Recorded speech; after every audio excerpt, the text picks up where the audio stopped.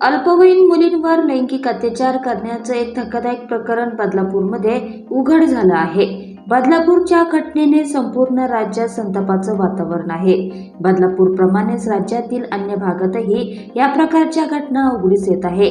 सांस्कृतिक नगरी मानल्या जाणाऱ्या डोंबिवलीतही 12 वर्षाच्या 2 अल्पवयीन मुलींसोबत धक्कादायक प्रकार घडला आहे. या प्रकरणातील आरोपीला तब्बल 14 दिवसांनी अटक करण्यात पोलिसांना यश आले आहे. डोंबिवली पूर्वेतील सागाव परिसरात हा धक्कादायक प्रकार घडला आहे. 2 अल्पवयीन मुली आपल्या घरातील इमारतीजवळ उभ्या असताना रस्त्याच्या बाजूला उभ्या असलेल्या एका रिक्षामध्ये एक तरुण बसला होता. या 2 अल्पवयीन मुलींना बघून त्याने अश्लील भाव सुरू केले. त्याने आपली पॅन्ट खाली करून मुलींना बघून अश्लील भाव करत असताना एका महिलेने देखील पाहिले. तरुणाचे हे कृत्य बघून अल्पवयीन मुलींनी आरडाओरडा सुरू केला. मुलींचा आरडाओरडा सुरू झाल्यानंतर प्रवीण पाटील नावाचा हा तरुण तिथून पळून गेला.